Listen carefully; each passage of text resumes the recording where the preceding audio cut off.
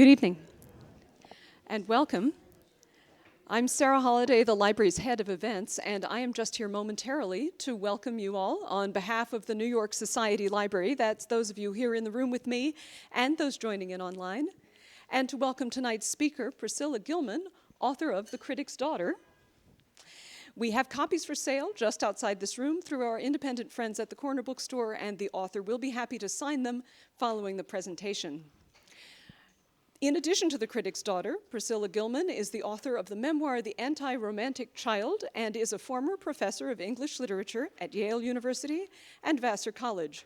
Her writings have also appeared in the New York Times, the Boston Globe, and the Oprah magazine, among others.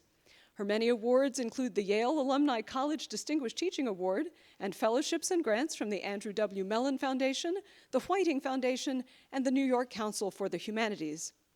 The Critic's Daughter, which was published just last week, has had outstanding reviews from Publishers Weekly, Kirkus, and the New York Times. Author Nick Hornby declares it beautiful, honest, raw, careful, soulful, brave, and incredibly readable.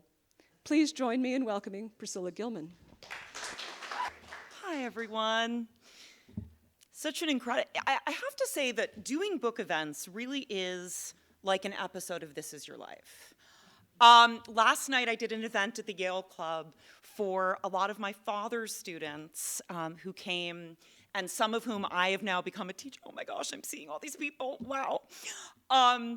And it was such an incredible experience I had first grade friends from the Brearley School. I went to the Brearley School. I used to pass this library every day, taking the 79th Street bus home to the Upper West Side. And it feels so appropriate to be in a library speaking about my father, and especially this most beautiful and precious, this gem, this jewel of New York City, because my father was all about libraries and he was all about New York. So I'm going to start by just giving you a little sort of history of the genesis of the book. And tonight I'm going to focus on the New York-centric parts of the book and some of the literary characters that populate the pages of this book. So some of you have read the book, some have not. My father is a native New Yorker, was born in Brooklyn to Russian Jewish immigrant parents. He was first generation American, and met my mother, who moved to New York when she was 22 from the Midwest. And they married when she was in her late 20s, and he was quite a bit older. And my father was the drama critic for Newsweek in the 60s. He was the drama critic for The Nation in the 80s. He wrote hundreds of pieces for the New York Times during his career, and he was a professor at the Yale School of Drama for 30 years until he was forced into retirement because of his cancer diagnosis. He would have continued until the end of his days. Jonah, I'm so happy to see you here. And my father adored libraries, and he brought me up. Libraries were my second home, essentially. So the idea for this book, I was an academic. I wrote a dissertation, which was actually called Beyond the Power of Criticism. And it was about the rise of reviewing and criticism in 18th century English society, and how authors, and I did not even know this before I started researching the book, the dissertation, that I never turned into a book because I left academia, but I started researching and figured out that reviewing, in the way that we understand it now, began in England in the 1740s. There were not reviews before the 1740s. And I was interested in how authors coped with this new threat and or potential aid on the horizon, these critics, these middlemen. And I wrote my dissertation on Jane Austen, William Wordsworth, and an 18th century poet named William Cowper, C-O-W-P-E-R. There was a little Keats and Shelley in there as well. And I think in retrospect, it's clear that I was writing a kind of veiled autobiography, because my mother is an eminent literary agent, Lynn Nesbitt, who has represented everybody from Jimmy Carter to Toni Morrison to Ann Beattie, I think you're on the live stream, to innumerable Tom Wolfe, Hunter Thompson, Michael Crichton, Anne Rice. And so my mother was, by definition, the advocate for authors. My father was the ruthless arbiter of their worth. And that made for some rather tense situations in the house when my father would actually give a negative review to one of my mother's authors or a friend. And then at other points, I will never forget, and I said this in an interview that I did with Lit Hub, she was Toni Morrison's agent from the beginning of Toni's career. They were friends, they worked together. Toni began as an editor, some of you know, and The Bluest Eye, Toni's first book, was published the year I was born, 1970. And when Song of Solomon got a rhapsodic review in the New York Times from John Leonard, whose wife then became my history teacher at Brearley. All my Brearley friends here remember Miss Leonard. I remember that moment as a moment where my parents were united because my father had believed that Toni was a major writer, was a writer that needed to be celebrated on the level of a Faulkner, a Joyce, etc. And in that review in the New York Times, John Leonard said this, he compared it to The Woman Warrior, The Tin Drum, and a number of other major books. And I remember both of my parents screaming and being so happy, and my father getting teary. But it was often tense when my father would be asked to give a blurb for one of my mother's books, and he would say, I can't. I didn't like it. It wasn't good. So I got the idea for this book after writing a memoir about my son, The Intermediate Child. My son is autistic, my older son. And The Intermediate Child is a play on the romantic literature that I studied. So I ended up being a romantic literature professor at Yale and Vassar. And William Wordsworth is, of course, the great poet of childhood. He is also the great poet of loss. And he, in his poetry, celebrates this image of the child as playful and imaginative and warm and affectionate. And I felt that I had a child who was the opposite of all of these things that I had grown up experiencing with my own father and wanting as a mother to have. Of course, by the end of the book, I'll never forget I was on MSNBC when the book came out live.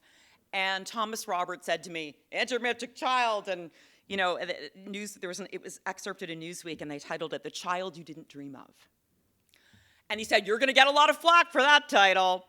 And I said, well, of course, by the end of the book, it's ironic, because he puts me in touch with a deeper sense of romanticism, with a sense of awe and a sense of wonder and a sense of marvel. So after writing a memoir, my father is a pretty big character in that book. And readers were wanting me to write more about my father. And my agent was pushing me to write a book about 1970s literary culture in New York City. And so that's how it started. It was going to be about the cohort. It was going to be about Elizabeth Hardwick and Susan Sontag, all close friends of my parents, and allies of my parents, Anatole Breard, and Christopher Lehmanhaupt, who were the two big New York Times book critics at the time, Alfred Kazin, who was my mother's client, Stanley Kaufman, who was the film critic for the New Republic. And I was just going to write sort of a nostalgic look back at like when literature reigned and critics were powerful and all of this. And I suddenly realized I needed to write something more personal.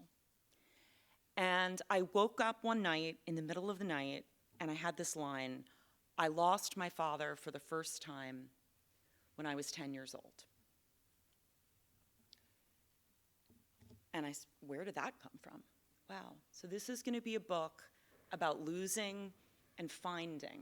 And then The Critic's Daughter came into my mind. And I went to an event at the Authors Guild celebrating Joan Didion.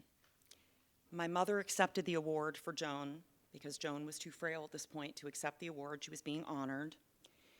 And I saw Delia Ephron, who was my mother's client and one of my favorite writers. Joan Layton, do you remember How to Eat Like a Child and reading that in your daughter's bedroom? And Delia said, what are you working on? And I said, I'm working on this book, but I'm really nervous about it, Delia, and what do you think? And I told her the title, and I told her the first line, and she said, you're going to do this. You're going to do this. And Jill Kremens was there that night.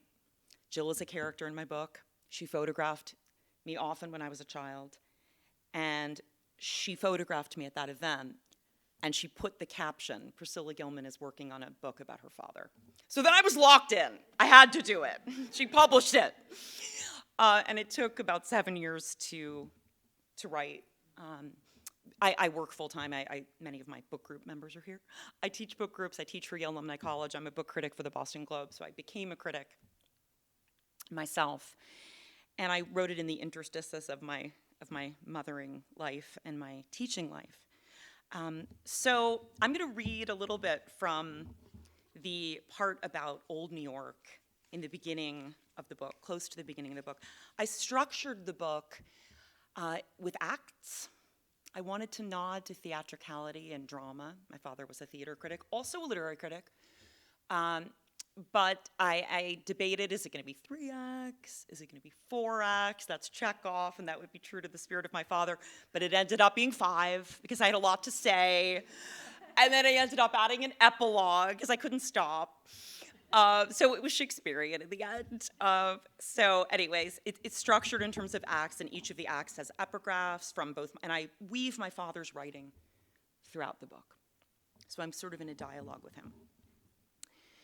This is a quotation from, interestingly, a 1970 New York Times article, and that's the year I was born. He was directing a play at the Yale Rep, so he actually taught actors in the 70s as well, and a lot of playwrights.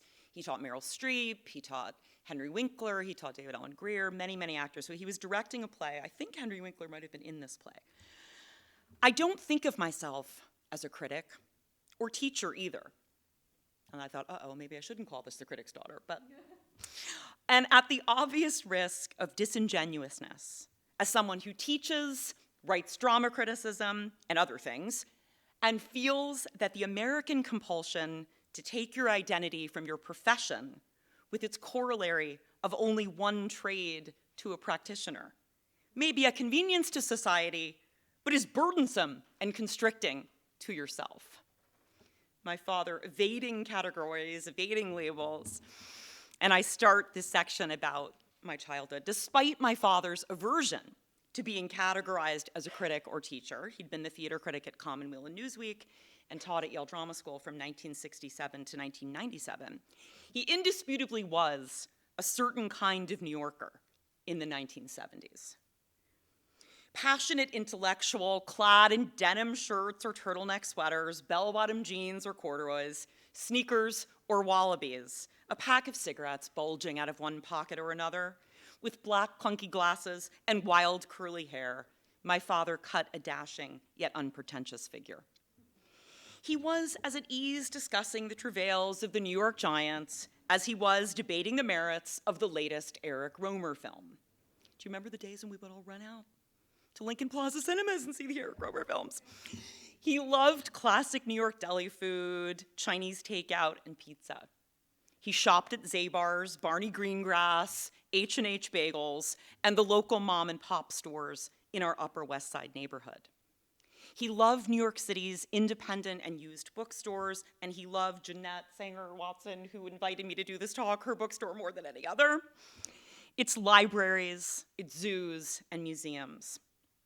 Central Park, where he pushed me and my 14 months younger sister Claire on precarious metal swings, bought us soft pretzels, and chased us up and down the rocks.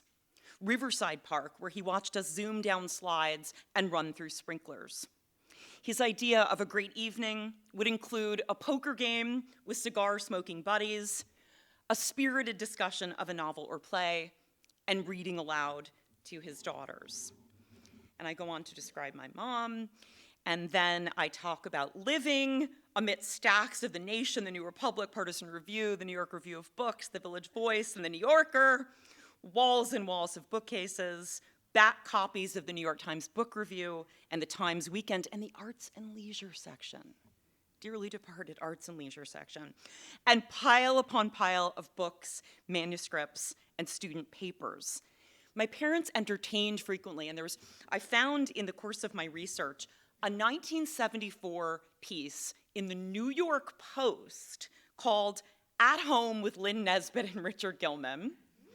And it had a sidebar that had my mother's recipe for chili relleno puff. In this piece, I think my sister posted this on Facebook a few years ago, he says, My father says, I even did the dishes occasionally. I even do them occasionally. How we've changed. But my mother in this piece says that they entertained frequently as a way of combining their personal and professional lives. And another way that they did that was to enlist me and my sister as the servers. We actually did mix drinks, but I removed it from the book. But I'm telling you all. They had us in a little bar making drinks. People would tell us how to make their drink. Yep, Fred Exley would tell me how to make his drink, and I learned. But my mother was a great cook. She loved Julia Child, and she would make these incredible meals. And, at the time, it just seemed normal to me. It just seemed like and I think it gave me, at a very young age, an insight into the complexity of human beings and the sense that people are not their public personae, that there's a lot more going on.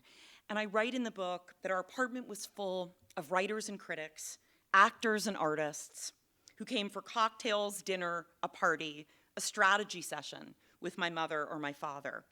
Their voices discussing, arguing, exulting, scolding, pleading, expatiating, wove in and out of my dreams. We got children's stories, Toni Morrison, Ann Beattie, Bernard Malamud, who was one of my father's best friends, and preceded my father as the president of Penn. My father was the president of Penn, America, elected in 1981. And they would read us, they would either read us books that we had or they would tell us stories. And Bern Malamud, his stories in particular, were just incredible.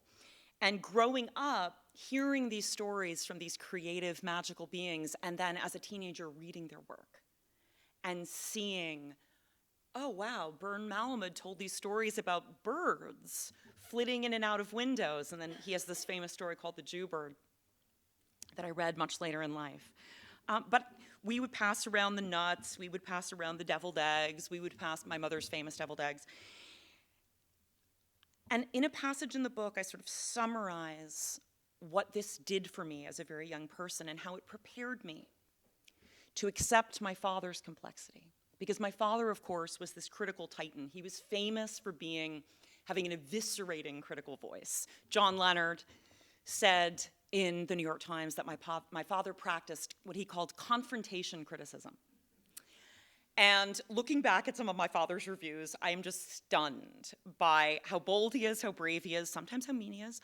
But he really believed in the nobility and the worth and the indispensability of powerful, truth-telling, critical voices. Of course, one of the ironies is that my father kept a lot of secrets and told a lot of lies. And that's one of the cruxes of my book, right? So I write that I saw the humanity and the frailty of these powerful intellectuals, these imposing authors, these towering cultural figures. I saw them hurt, frightened, rejected, confused, angry, and lost. I saw them as exuberant and childlike. Jerzy Kaczynski, I will never forget how playful he was, but his eyes looked sad. I saw them lauded. I saw them leveled. I saw them drunk, dejected, despairing. I saw the vulnerability behind the powerful pens, the insecurity, the weaknesses. I saw acclaimed authors devastated by savage reviews, groveling for praise, beset with self-doubt. I saw them felled by illness and infirmity. I saw them buck each other up and tear each other down, commiserate and criticize, laugh and lament, bask in glory, and shrivel up in disappointment. I saw them flirt with women who were not their wives, and I saw the wives drawn despairing or contemptuous faces.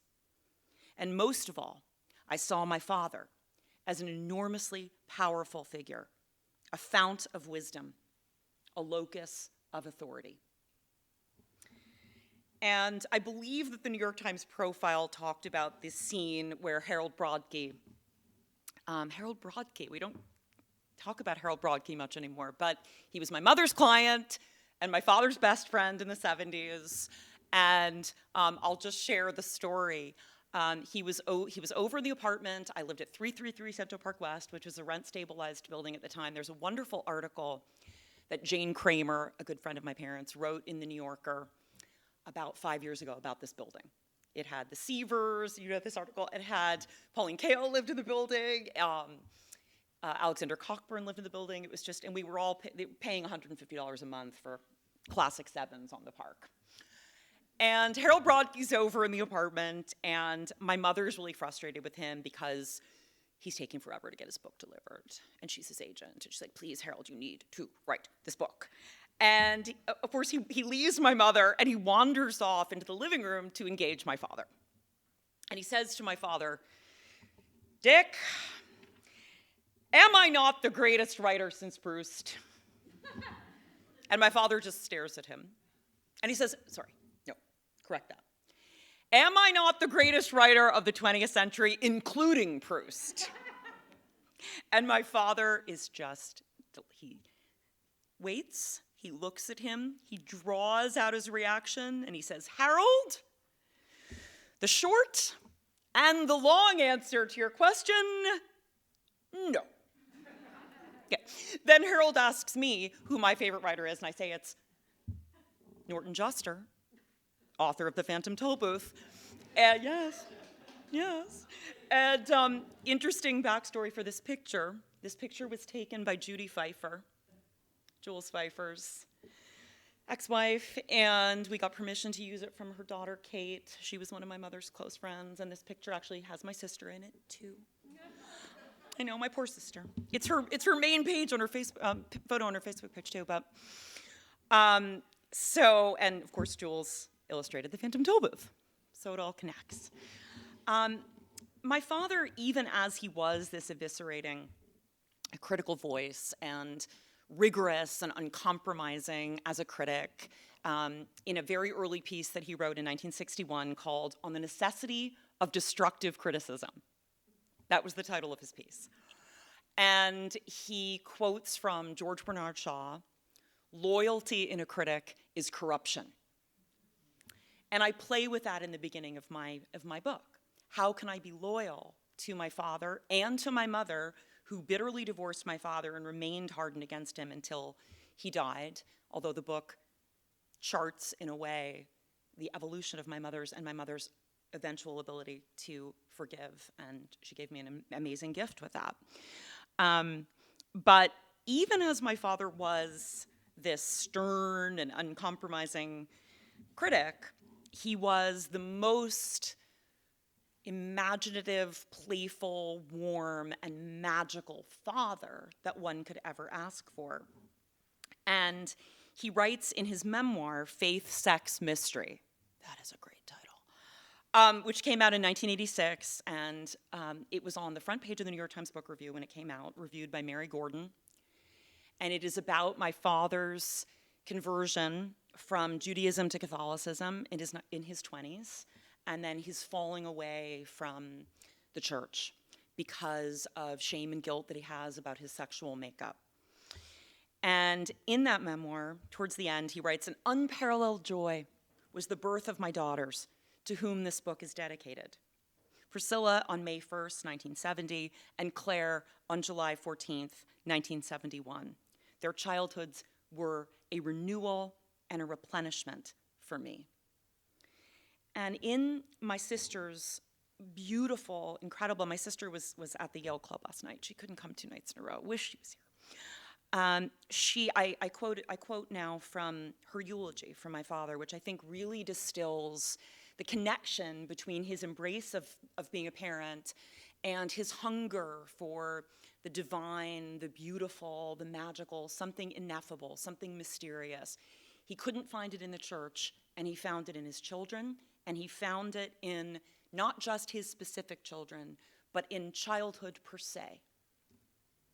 Fatherhood, my sister wrote, was not simply a wonderful part of Daddy's existence, nor was it a compartmentalized role that he occupied parallel to and apart from his intellectual and creative pursuits. Rather, fatherhood spoke to the core of who he was as a person.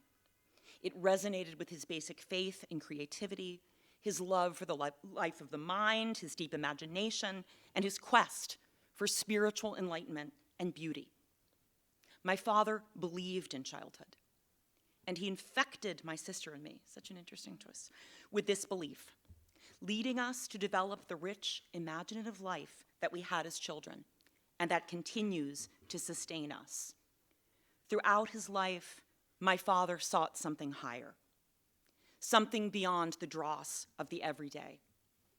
That elusive opening into eternity, that's the subtitle of his book on Chekhov, his last complete book that came out in 1996, which impelled his conversion to Catholicism. And I believe that the world of childhood provided him with a secular equivalent to what religion ultimately could not deliver. I think more specifically that my brother, sister, and I provided him with that as well. We were more than just his children. We represented all that was good in the world.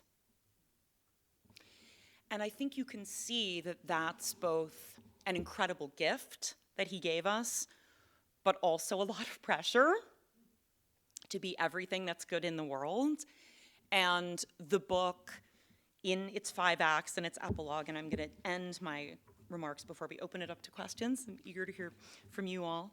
I'm going to read a little bit from the epilogue.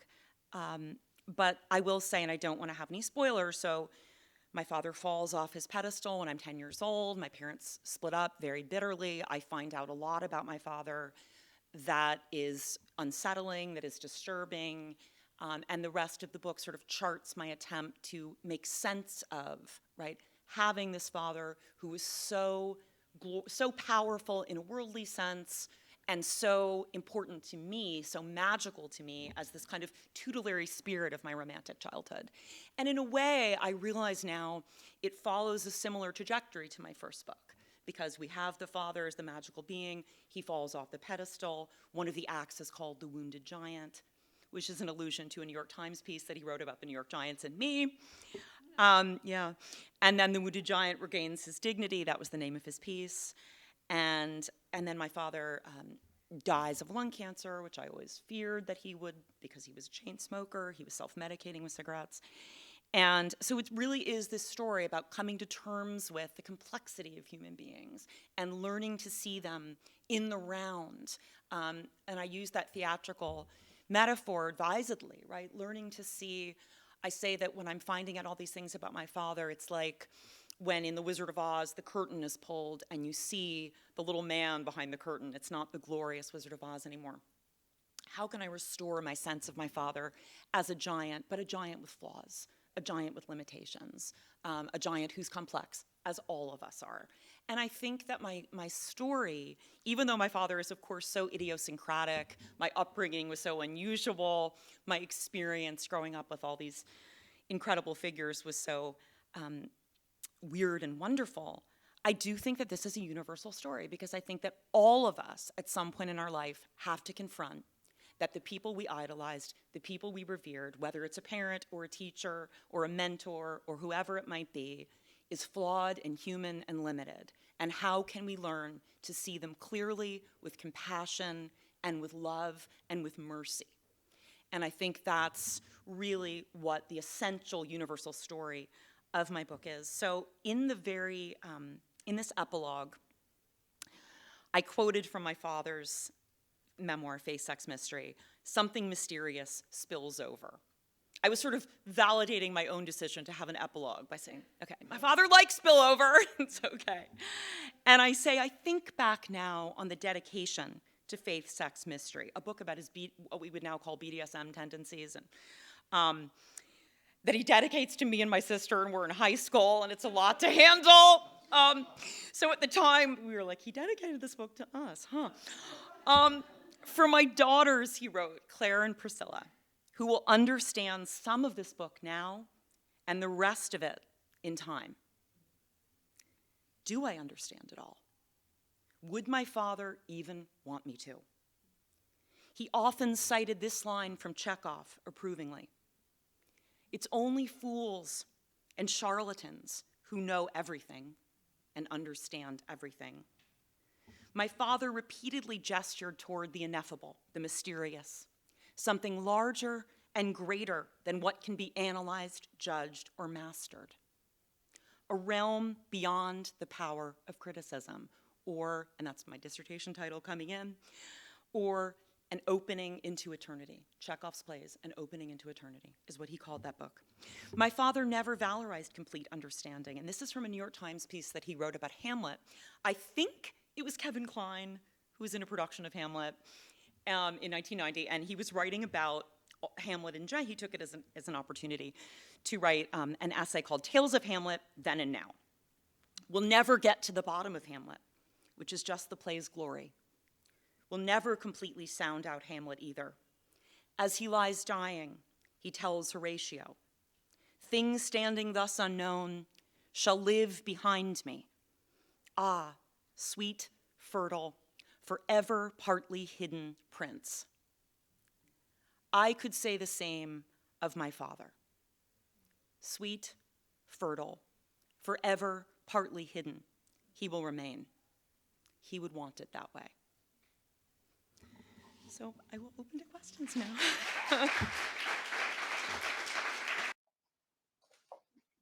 Alan does. Can I make a comment? I mean, I mentioned this on when you did the Zoom thing last week with Harvey. I know Richard's work really well. I mean, I studied with him briefly, I've read everything. And he's, to me, the least harsh critic. I mean, people like, compared to people like John Simon and other critics. And I mean, he's strong in his opinions, but I think he's the victim of, when you challenge sacred cows, when you criticize work that people think is the best thing, people take it as a personal attack on them. Yes. So if you say that, I don't know, I'm trying to pick a writer that you won't get anybody mad at me. But anyway, if you say Joe Smith, who's a best-selling novelist who's studied in all colleges, is really not very good. 10,000 people who think that Joe Smith is the greatest writer ever think they've just been personally attacked. And I think that's the source of it. I think it's really important to realize that, because he was not in any way. I mean, I saw him in classes where he had to deal with really idiots at Yale. Who were administrators, one particular administrator. People might take that. Yes. No, I mean, just when they think an idiot at Yale, I'm only there for about 2 semesters, so I get driven out. And they just, I started to go up, and it just. Alan, thank you so much for reminding me. So, Yeah. And it wasn't just writers that he eviscerated. Yeah. What about actors? Yeah. I mean, some of his zingers, and he would have his critical. Anatole Bregard was one of my father's best friends. They both had secrets, didn't they? And Anatole, I remember Anatole was over, he was like, tell more, tell more. And my father once wrote, directing Jason Robards must be like moving heavy furniture around the stage. And he had a terrible thing about Elizabeth Taylor in one of his reviews. And there's a scene in the book where he takes me to Cats. When I'm 11, or I think I was 11 or 10, the first Cats, and he's reviewing it for The Nation. And I'm sitting there, amazing. And I look over at my father and I can see I knew when he didn't like something, he gripped his pen. And then the rum-tum tugger started coming towards us and he started panicking. Get out of my daughter's face. And I write that I later sang Memory at Talent Show at camp, but I never told my father that. And there are other shows but he did love Joseph and the Amazing Technical Dreamcoat. He took my sister to that with Donny Osmond. So he was unpredictable. And the other thing that's funny about my dad is that he was all these contradictions. He was a very high-low guy. He watched The Jeffersons every day.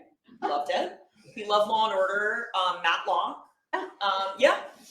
And he was completely unpretentious. He didn't like something because other people liked it. He didn't go along with trends. And another story in the book about one of his, he did teach Wendy Wasserstein. She was one of his students, and he didn't think she was a good playwright. And when I was working as an aerobics teacher in New York, in the year I took off from Yale, I saw Wendy Wasserstein's name on the sign-in list. And I was like, oh my God, what if she knows and she figures it out and she's really mad at me? She didn't figure it out, thank God. And then she became my mother's client. So it's filled with, and Gore Vidal viciously attacked my father in a famous piece and then went on to become my mother's client. but I hear you, Alan, and I'm grateful to you for saying that. Thank you.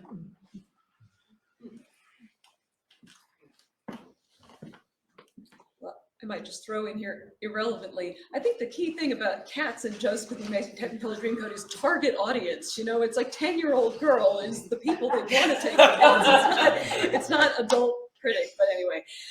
So you wrote a book that was about, in part, your experience as a parent, and now you've written a book that's about your parent or parents. You talked about this a little bit, but can you elaborate on sort of the process of thinking about those, or possibly the real life experience of having those parents and then being a parent? That's a great question or point. The Anti-Romantic Child was a book that happened by accident. I was teaching at Vassar. I was giving talks with the director of Benjamin's preschool about inclusion and going around and speaking to schools. And I was also giving talks at academic conferences on images of parenting in romantic literature, or children in romantic literature. And I went to a conference called Romanticism in Parenting at Stanford in 2004, and I gave a paper on Wordsworth. And my old friend, Tina Bennett, who had been in graduate school with me at Yale, dropped out after a year and went to work for my mom and is now one of the most powerful literary agents in the world. She was working as an agent. She said, send me what you're working on. I really think you're more of a writer. I don't see you as an academic. And I was at Vassar, and I sent her the talks that I was giving at the preschools and the academic talk about Wordsworth. And she's like, you need to combine these. And that's how the Anti-Romantic Child started. And it was just going to be a piece. And she sent it, for all of you aspiring writers or writers in the room, this will give you hope. She sent it to about 50 venues, and it was rejected everywhere. Like, we started at the New Yorker, then I think the American Scholar was the last, and we're like, okay, that's it. So I'm just going to be an agent. I was working for my mom at the time as an agent. And then she said, I think this is a book. And so we sold it as a book proposal. And I do think that the portrait of my father in the opening pages of The Anti-Romantic Child really resonated with people, and they wanted to know more about him. And I did consciously, Sarah, not at the beginning, because at the beginning I was distancing myself emotionally and saying it's about the cohort. But eventually I was like, how did I get shaped as a parent? I got shaped because of how I was parented and because of the kinds of people that I grew up with. Why was I invested in this ideal of romantic childhood? Because of my father. And I think being a parent myself, I would not have been able to write this book when my kids were younger. Benjamin, my autistic son, just graduated from Vassar. He's applied to PhD programs in computer science, and my younger son, James, is a first year at Yale. And I think I needed them to be older before I went into all this potentially disturbing and difficult material. And, but I really did want to explore and I think, one of the things that I always say when I speak at schools or I speak at autism organizations or learning disability conferences is I have a differentiated classroom in my house because my younger son, James, is dyslexic. And I wrote a piece called Ernie and Bert's Mother about the two of them, if Ernie and Bert had a mother. And then, of course, as soon as the piece was published, James came to me and said, but I'm kind of like Bert too. And I realized I was guilty of typing them. But I think my father, one of his most passionate critical principles was taking works of art on their own terms. And without narrow, rigid, moralizing judgments, opening oneself to the work of art. And that is what, as a parent, I was forced to withdraw a projection or a fantasy or an ideal of what my child was going to be like at a very young age. But again, it's a universal story because we all have to do that with our children because none of us gets the child that we expected. Maybe you wanted a boy, you get a girl, right? It's all about, and I think, experiencing having such different children. My children are so different and so different than I was as a child, both of them. Although James has weirdly ended up at Yale doing directed studies, as I did. I don't know how that happened. He wasn't like that when he was younger. But I think that my father prepared me to be a parent to my specific children because he prepared me to look at works of art and to look at people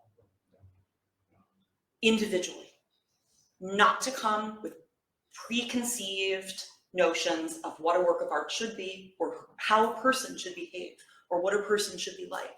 And my father labored under an enormous amount of guilt and shame about his sexuality. He struggled with terrible depression. I say in the book that I think he lived too soon. It's very tragic. He could have benefited greatly from medication for depression. He was self-medicating, absolutely, with cigarettes. He had, today I joke, he could go on a million dating apps and find exactly what he was looking for. But then, it was just, he was in a rigid, coming of age in the 1950s culture. So I think all these things fit together.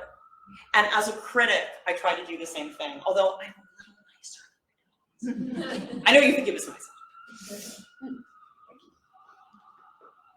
So, Priscilla, how did... Sebastian's in the book. I almost read that scene. He's my friend in Italy. He's like my brother. So my question is into that sort of an anxiety influence type of angle, direct studies made me think of it. In terms of like your father being a critic, did you have your father there criticizing your writing about him, and how did you sort of address that to not have it like stop you from writing? Exactly, and to not misread him, to create my own originality. Harold Bloom was my beloved professor at Yale, and my mother represented the Book of J. Again, weird. Sebastian, you know better than anyone. We did directed studies together. We were at Yale together too. That I would go to my dad's office in the drama school every Thursday and talk about my papers with him. He taught me how to write. I'm the luckiest person in the world that I had my father teaching me how to write. And I think I felt he and I teach writing, and I teach it in the same way that he did. It's rigorous with a hug. One of his students said in a eulogy that he had a slashing style of criticism, but then he would hug you. And I think one of my room students, so one of my students is here. She can say if that's true. But I felt always at all times that I could not whitewash him. I could not sanitize him. I could not soften. Every time I was tempted to be like, I'm not going to reveal this detail about it. And I'm like, no, because my father was all about the highest form of love demands rigorous honesty. And he would have wanted me to put this story in this book into the world as a way of diminishing shame, as a way of encouraging people to be more inclusive and to take everyone that they meet as an individual and to be compassionate, but also to have high standards. So I think that's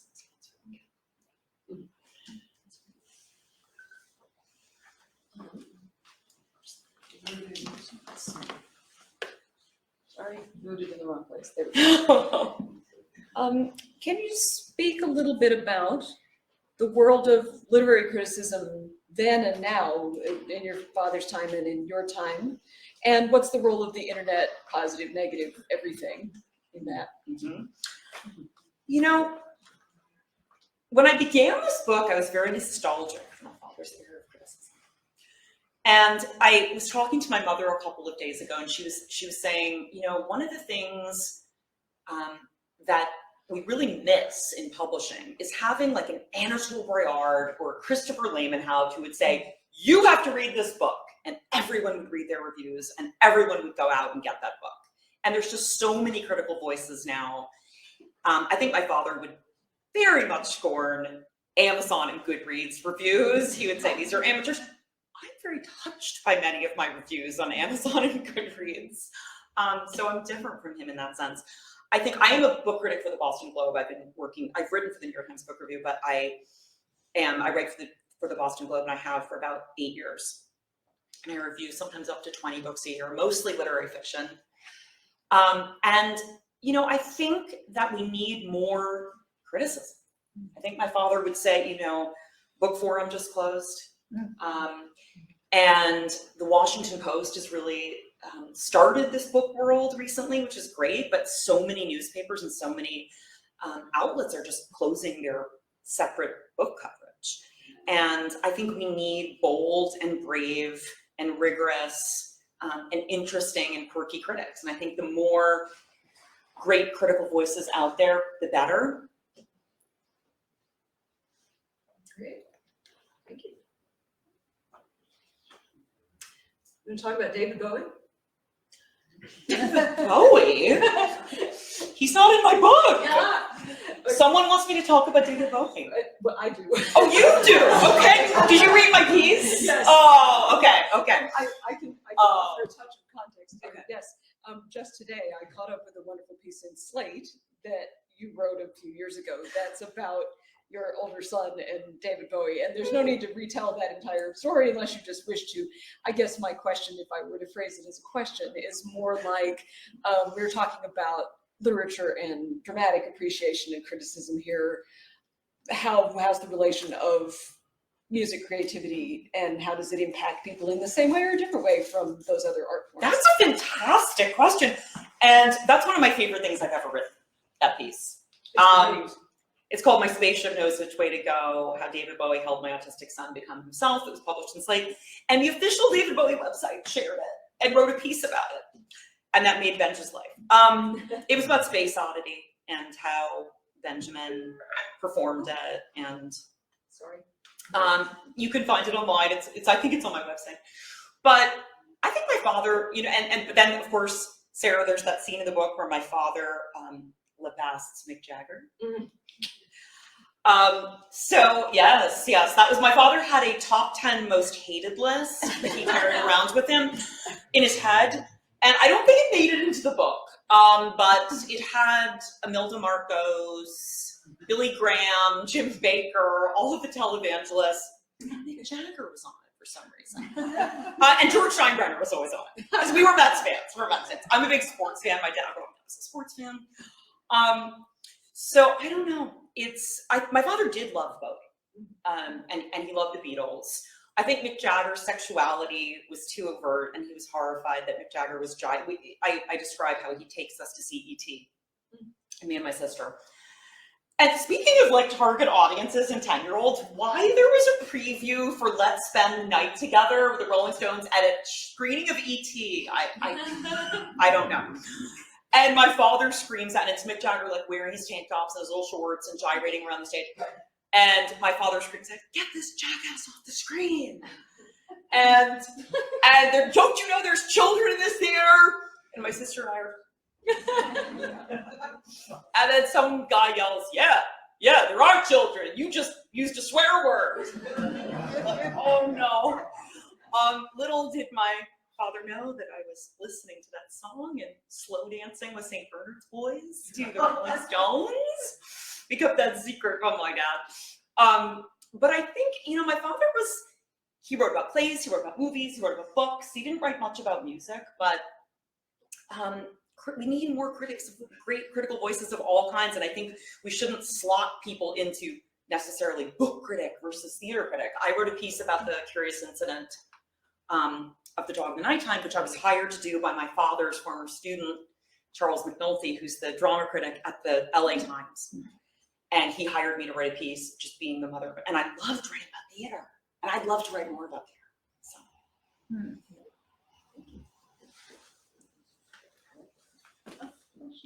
I just had a question. Our son is on the mild end of the autism spectrum. And I've just been thinking, as you describe your father and how he saw people as individuals and, didn't like to pigeonhole people and all, whether that helped in his relationship with your son. And the reason I ask that is, I've been in support groups, parent support groups, and there's certainly a contrast too between my parents and how they interacted with Dan, my father, who's sounds more like your father, could kind of let a conversation, how yes, could improv and like this. Yeah. And my mother would just be completely confounded and couldn't figure out how to interact. And it, you know, there's a lot of pain in that for me when I would see that happen. Yeah. And I was grateful to my dad. And I'm just curious about the qualities you mentioned and whether you found that in your father or whether. Well, sadly, my father didn't know my children. Oh. So he died in 2006. Oh, okay. And he was in a waking coma for the last few years of his life. He met Benj when he was a baby, but he never, and I never told my father that Benj had issues because he was dying at that point. Yeah. He was diagnosed with terminal lung cancer before I even had children. Oh, never. And then he lived for 9 years. But Yeah. I like what you're saying You're gonna because speculate. I channeled him and it helped me. Oh. All of that, not pigeonholing, not labeling, being able to kind of improvise with someone. Right. And it's funny because my mom, who is a very anti-romantic person, an incredibly brilliant, impeccable taste, very competent person. My father insults her as a greatly competent businesswoman in a New York Times article that he wrote. But my mom was fabulous with my autistic son and still is because he's so pragmatic, because he's so rational, because he doesn't want to do the imaginative play. And my mother's like, thank God, I never wanted to do it with you girls. And she didn't do it. And it's funny, a couple of things that I've seen about the book have said, that I'm critical of my mother for not playing with me. I was never critical of my mother. That's who my mother is. She doesn't like to play. And she would say that about herself. And it was wonderful because she gave us to my father and her mother, my grandmother Priscilla. Did you peg? Did you? No. Incredible peg. And my mother, she knows what she's good at and she knows what she's interested in. And she knows, so, I talk in the Anti-Romantic Talk about how she and Benj are just perfect for each other. And she still says he's going to be her date to her 100th birthday party. Thank you so much, Priscilla. Gilman, thank you, audience members present. And